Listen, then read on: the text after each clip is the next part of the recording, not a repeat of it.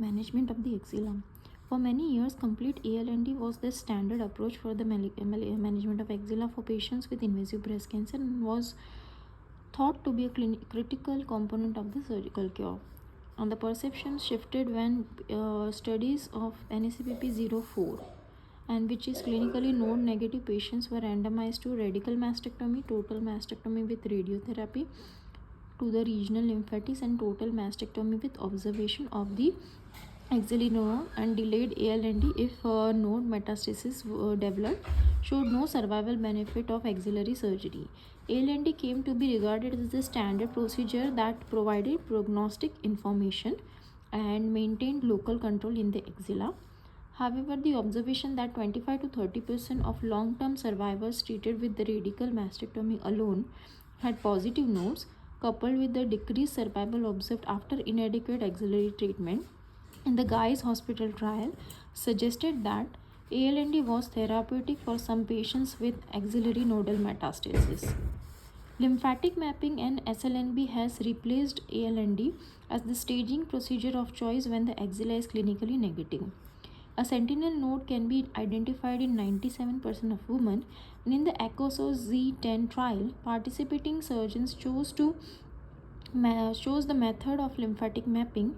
No significant difference was seen in the rate of sentinel node identification with the use of blue dye alone, radiocolloid alone, or the combination. Clinical factors including increasing BMI, increasing age, and low volume of the surgical centers led to a lower sentinel node identification. So factors with lower sentinel node identification is increased BMI, increasing age, and low volume surgical centers. Although the sentinel node was successfully identified in 95% of the patients in all groups, complication of sentinel lymph node biopsy are infrequent. Anaphylactic of lymphas urine blue dye was observed in 0.1% of the patient with ACOSO Z10 trial. Axillary paresthesias in 6 months post-operative were observed in 8.6%. Lymphedema can occur after SLNB but at much lower rate than after ALND, 5% at 12 months compared with 13% after ALND. So lymphedema can occur after SLNB but at a much lower rate after ALND. So 5% at 12 months compared to 13% after ALND. With SLNB it is 5% and ALND it is 13% at 12 months. And the majority of patients with clinically node negative stage 1-2 cancers are candidates for SLNB. During SLNB, any palpably abnormal nodes that should be excised intraoperatively because lymph nodes that obtain a heavy tumor burden may not take up this mapping agent, and in the patients with clinically positive nodes, confirmation of metastasis preoperatively with FNA allows an immediate ALND or consideration of preoperative systemic therapy. Caution should be used in proceeding directly to dissection without pathological confirmation because false positive rate of physical examination is approximately 20%, and SLNB is an accurate multicenter and T3 primary tumor. SLNB is accurate in multicentric disease, cancer, and T3 primary tumors, but remains contraindicated in locally advanced and inflammatory breast cancer. Follow-up studies of patients treated with by SLNB alone demonstrate that the rate of local recurrence in axilla is extremely low, that is 0.5%, if sentinel node does not contain metastasis despite the 10% false negative rate. SLNB after chemotherapy offers the patients the potential benefit of axillary downstaging and avoidance of ALND. The meta-analysis of 27 studies involving 2,000 patients undergoing SLNB after chemotherapy reported sentinel node identification rate of 90%, false negative rate of 10.5%, comparable to what in the primary setting. NACPP B18 rate of node positivity was reduced from 57 to 41% with neoadjuvant chemotherapy. And the accuracy of sentinel lymph node biopsy in patients with clinically evident axillary node metastasis presentation who received neoadjuvant chemotherapy with resolution of the clinically apparent adenopathy has been addressed in several multi-institutional prospective studies. And most studies, so these are the studies like ECOSO Z1071, Sentina, and SNFNAC. These are post neoadjuvant chemotherapy SLNB. So they have in ECOSO Z1071 they showed if with one sentinel node removed, false negative rate is 32%. With two sentinel node removed, the false negative rate is 21%, and with three or more sentinel node removed, false negative rate is 9%, which is less than 10%. Same in Sentina, with one SNN FNSC with one sentinel node removal, false negative rate is 24%, and with two nodes, false negative rate is 19%. With three or more nodes, false negative rate is 7%. And in SNFNSC, with one sentinel node removed, false negative rate is 18%. With two nodes, it is 4.9%. Most studies demonstrate false negative rate of less than 10% when three or more sentinel lymph nodes identified. And SLNB biopsy following neoadjuvant chemotherapy, sentinel node biopsy following neoadjuvant chemotherapy, that is SNFNAC, included IHC evaluation of the sentinel nodes and reported overall false negative rate of 8.4%. SNFNAC's IHC evaluation and false negative rate is 8.4%, which decreased to 4.9% when two or more sentinel lymph nodes were removed. Concern over the potential suggesting the potential significance of unrecognized residual nodal disease in the setting has led others to investigate strategies to minimize the false negative rate, including leaving a clip in suspicious node at the time of biopsy and localizing clip with a radioactive seed at the time of sentinel node procedure. This technique, called as targeted axillary dissection (TAD), first reported a single institutional series of 85 patients to results in a false negative rate of 2%, led many centers to explore strategies for nodal marking and localization. In a meta-analysis of 15 studies including 703 patients in whom the index nodes were either clipped or tattooed prior to initiating chemotherapy, 88% clipped nodes and 97% tattooed nodes were retrieved. Importantly, the marked axillary node were also sentinel node in only 77% of the cases, finding that it is remarkably similar to 24% rates of clipped nodes were not being a sentinel node in ECOSO 1071. And DRISAS with radioactive iodine seed localization in axilla combined with sentinel lymph node procedure. Study is a multi-center single-arm validation study of the STAD procedure with promising initial results reported at the 2020 San Antonio Breast Cancer Conference. At minimum, available data suggests the sentinel lymph node biopsy employing strategies to reduce false negative rate should be attempted in clinical N1 patients who experience a good clinical response to preoperative chemotherapy. Patients with appropriate node retrieval, sentinel node biopsy plus TAD, or at least 3 sentinel node removed, achieving an axillary path CR, can omit ALND. Emerging data on this axillary recurrence when ALND is avoided in this setting suggests that there may not be significant difference in long-term oncological outcome based on the technical approach to axillary staging. ALND remains the standard of care for patients with residual disease after preoperative chemotherapy outside of clinical trial, and ongoing trials are examining whether nodal irradiation could replace ALND in this setting.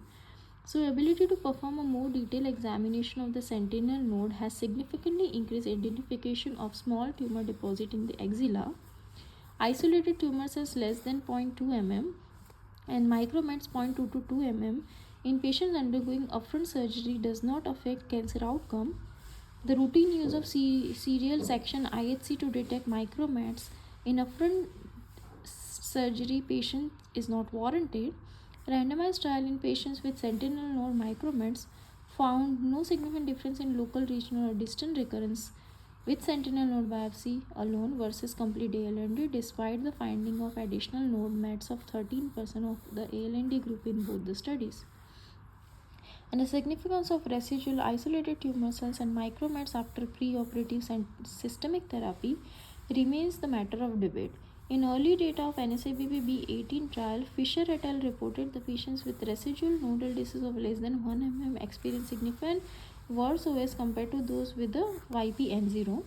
And in a more contemporary report from NCBDB among 35,000 patients with clinically T1, T3, N0, N1 breast cancer treated with the preoperative chemotherapy and surgery from 2005 to 2015, 543 patients had isolated tumor cells and 1132 patients had micromets. 5-year OS estimated by the residual nodal disease burden were 88%, 82%, 79%, 76% for YPN0, YPNI plus, YPNMI, N1MI and YPN1 respectively. So, multivariate analysis, patients with residual isolated tumor cells or micromets, they had 1.9-fold and 2.2-fold increased risk of death as compared to patient with YPN0, and this effect persisted among patients with both clinically N0 and N1 disease. And 1,347 patient reported a population-based cohort from Netherlands. There was no difference in OS and DFS between YPN0 patient and those with low volume residual disease. The study grouped YPN1 to YPN2 and 3 together, potentially diluting the impact of small volume nodal disease and identifying residual nodal disease. Even small volume disease after preoperative therapy has significantly implications of adjuvant therapies. ALND had been standard approach to patients with axillary lymph node mets. Studies comparing SLNB with ALND provided important information on the morbidity of the procedure.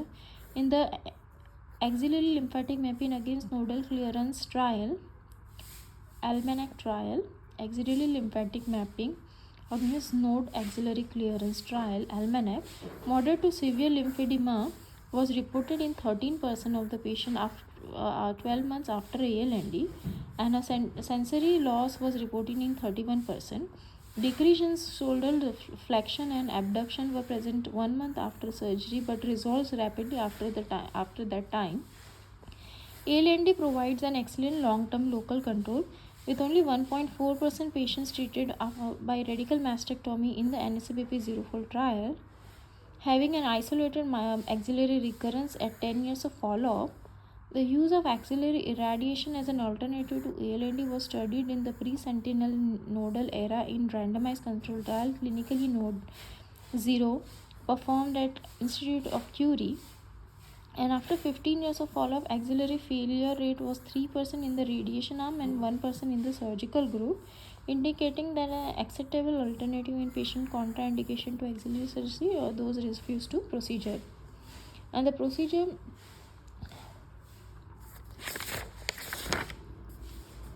the recognition that patients in the modern era who are eligible for breast conservation therapy often smaller concern with lower nodal disease burden, coupled with recognition that systemic therapy significantly reduced local recurrence, led to ACASO Z11 trial comparing SLNB with complete axillary dissection in clinically node negative whom macrometastasis in fewer than 3 nodes, sentinel nodes.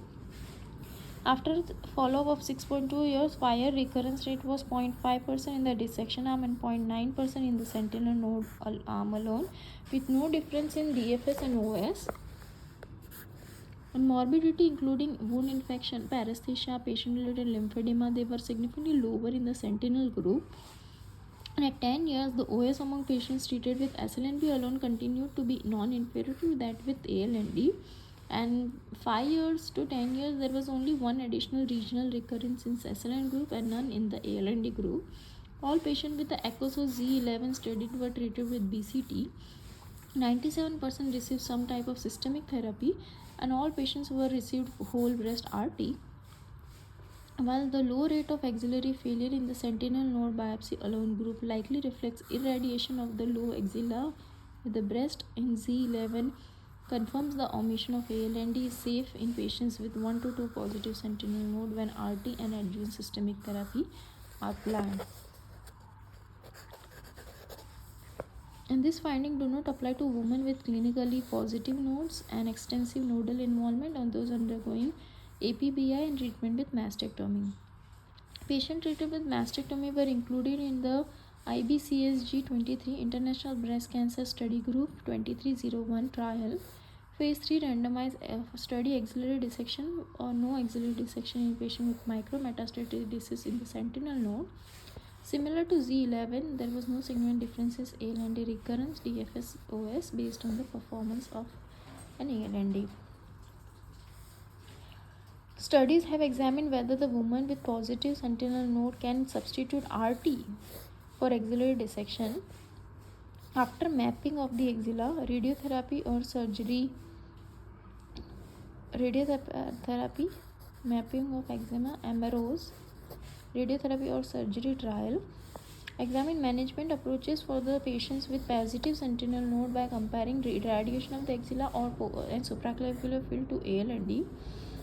At 5 years, axillary recurrence was seen in 0.54% in undergoing ALND and 1.3% in patients having RT.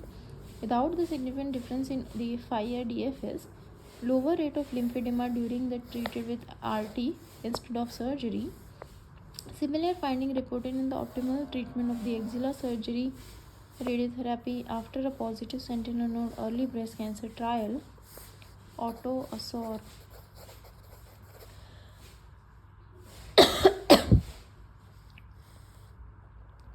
The studies indicate that RT is an alternative to dissection but do not prove that all patients with metastasis to 1 or 2 sentinel node require directed regional nodal irradiation because similar rate of local control were observed in ECOSOS Z11. So together, this data had significantly changed the clinical management of the axilla in patient presented with clinically N0 disease undergoing afferent breast surgery and found to have a nodal disease of 1 to 2 sentinel node. Other studies have examined the role of RT, nodal RT to supraclavicular, infraclavicular, internal mammary node region. Canadian MA20 trial randomized patients with T1, T2 tumors undergoing whole breast irradiation to ALND or ALND plus nodal RT. And the majority of patients included in study have improvement in the 1 to 3 involvement of 1 to 3 axillary node. At 10 years, nodal artery improved isolated DFS, distant DFS. Prospective analysis showed that a woman with ER negative tumors had a significantly higher OS. Similar in the EORTC, there was also randomized patient to nodal RT but differed by the including substantial minority of node negative patients and allowing patients to receive mastectomy surgery. Certain benefit were observed when the more extensive RT, specifically DFS, was improved. Breast cancer mortality was reduced. Trend towards the improvement in survival was not significant.